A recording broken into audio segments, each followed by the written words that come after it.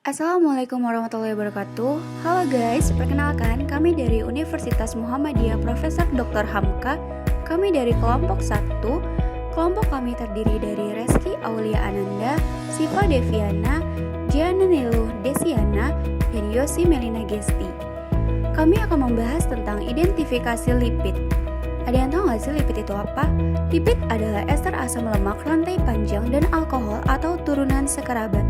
Lipid merupakan molekul yang tidak larut air atau non-polar, tetapi larut dalam pelarut yang agak polar. Fungsi dari lipid itu sendiri adalah lipid berasal dari semua jenis sel yang berakar dari kemampuannya membentuk membran yang berbentuk seperti lembaran. Membran plasma pada sel prokariotik maupun sel eukariotik berfungsi memisahkan bagian seluler sel dari lingkungannya sehingga sel dapat menjalankan fungsinya sebagai unit kehidupan. Kegunaan dari lipid adalah sebagai unsur utama pada struktur sel, bahan penyalut, pembawa, basis salep dan krim, cadangan makanan, sumber energi dan bahan tambahan makanan, serta produk banyak digunakan di bidang farmasi dan industri. Sifat dari trigliserida adalah trigliserida larut dalam pelarut organik dan aseton, hidrolisis dengan alkali hidroksida.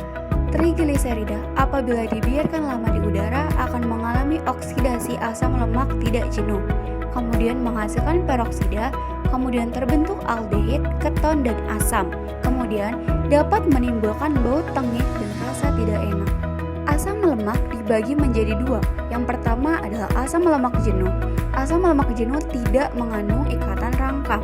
Contohnya adalah asam butirat, asam laurat, dan asam kaprora. Kemudian ada asam lemak tak jenuh.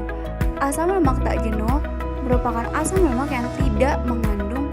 Sedangkan contoh dari asam lemak tak jenuh adalah asam oleat dan asam linoleat. Sifat dari asam lemak adalah semakin panjang rantai karbon, maka semakin tidak larut dalam air. Asam lemak tidak jenuh dapat menyerap sinar UV sehingga dapat untuk analisa kuantitatif sebagai bahan baku pada industri sabun dan deterjen. Kemudian penggolongan lipid. Penggolongan lipid dapat dilihat berdasarkan struktur kimianya dan dapat dilihat berdasarkan bentuknya. Cara memperoleh minyak lemak atau lemak. Yang pertama adalah ekstraksi. Merupakan suatu cara mendapatkan minyak atau lemak dari bahan yang diduga mengandung minyak atau lemak. Adapun cara ekstraksi ini bermacam-macam, yaitu rendering, pengepresan mekanik, ekstraksi dengan pelarut. Rendering merupakan suatu cara ekstraksi minyak atau lemak dari bahan yang diduga mengandung minyak atau lemak dengan kadar air yang tinggi. Rendering dapat dibagi menjadi dua. Yang pertama adalah dry rendering. Dry rendering adalah proses rendering tanpa penambahan air selama proses berlangsung. Sedangkan wet rendering adalah proses rendering dengan penambahan sejumlah air selama berlangsungnya proses tersebut. Yang kedua adalah pengepresan. Pengepresan mekanik dan pengepresan hidrolik. Pengepresan mekanik adalah suatu cara ekstraksi minyak atau lemak terutama untuk bahan yang berasal dari biji-bijian. Pengepresan hidrolik adalah bahan dipres dengan tekanan sekitar 2000 pound per inch kuadrat. Kemudian dengan penggunaan pelarut. Prinsip dari proses ini adalah ekstraksi dengan melarutkan minyak dalam pelarut minyak dan lemak. Pada cara ini dihasilkan bungkil dengan kadar minyak yang rendah, yaitu sekitar 1% atau lebih rendah. Kemudian ada tahap pemurnian. Tahap pemurnian yang pertama adalah deguming atau penghilangan lendir, menghilangkan protein, lisitin, dan suspensi koloid lain tanpa mengurangi asam lemak bebas. Caranya adalah minyak panas ditambahkan air lalu dipisahkan bagian yang bening dengan sentrifugasi lalu dikeringkan dengan vakum. Yang kedua adalah netralisasi. Adalah suatu proses untuk memisahkan asam lemak bebas dari minyak atau lemak dengan cara mereaksikan asam lemak bebas dengan basa atau reaksi lain sehingga membentuk sabun.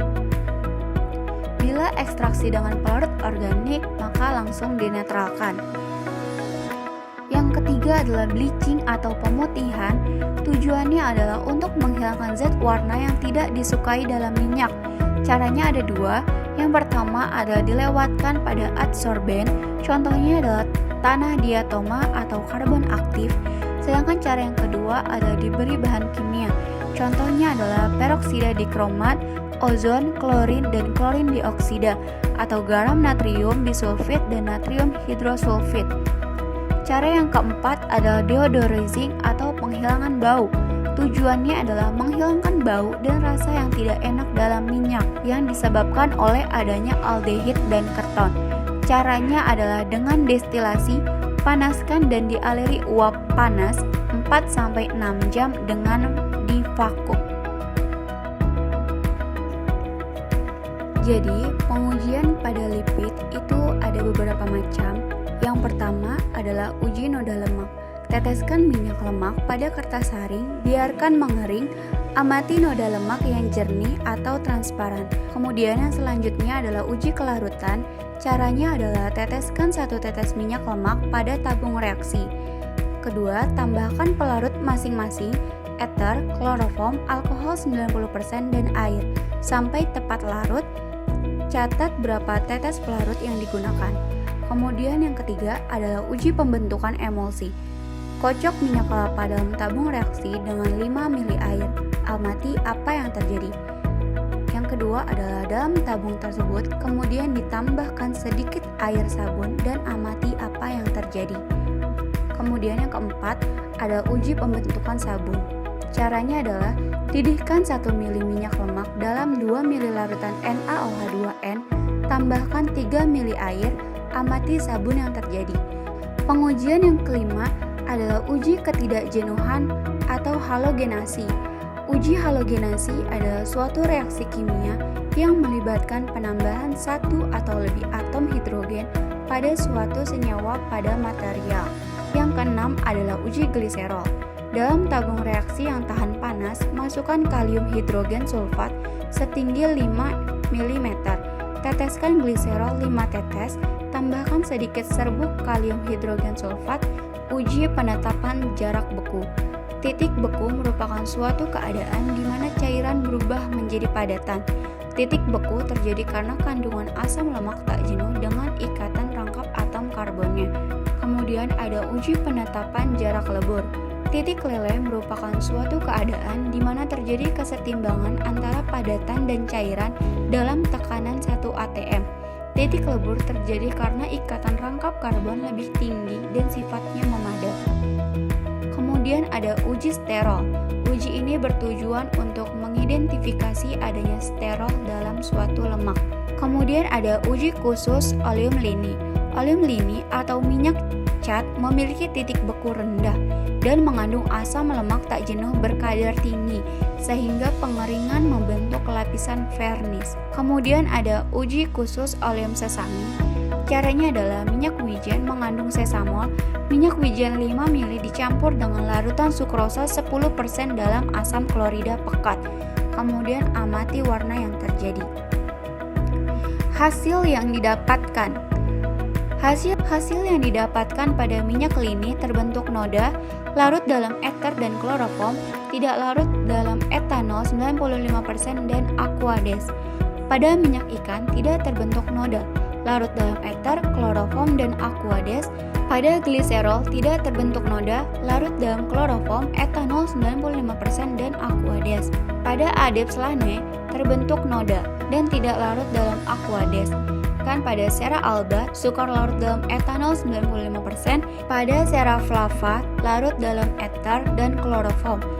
Hasil yang didapatkan pada cetasium dan tidak terbentuk sabun pada penambahan HCl2n. Kesimpulannya adalah dari presentasi kali ini, lipid merupakan ester asam lemak rantai panjang dan alkohol atau turunan sekerabat. Lipid merupakan molekul yang tidak larut air atau nonpolar, tetapi larut dalam pelarut yang agak polar atau nonpolar, misalnya kloroform. Asam lemak dibagi menjadi dua, yaitu asam lemak jenuh dan tidak jenuh. Penggolongan lipid yaitu berdasarkan struktur kimia, lipid sederhana, derivat lipid, dan lipid kompleks. Sedangkan berdasarkan bentuknya, ada minyak lemak, lemak, dan lilin atau wax. Cara memperoleh minyak lemak atau lemak yaitu dengan rendering, pengempresan, dan ekstraksi dengan pelarut. Sedangkan cara pemurnian yaitu dengan deguming, netralisasi, bleaching, dan deodorizing. Kemudian uji yang dilakukan yaitu uji noda lemak, kelarutan, uji pembentukan sabun, uji halogenasi, uji gliserol, uji jarak lebur, uji jarak beku, uji sterol terdiri dari Lieberman-Buchardat, Salkowski, dan formaldehid, uji khusus oleum lini, dan uji khusus oleum sesami. Semoga apa yang kami sampaikan dapat bermanfaat dan berguna bagi kalian semua. Thanks for watching. Bye-bye.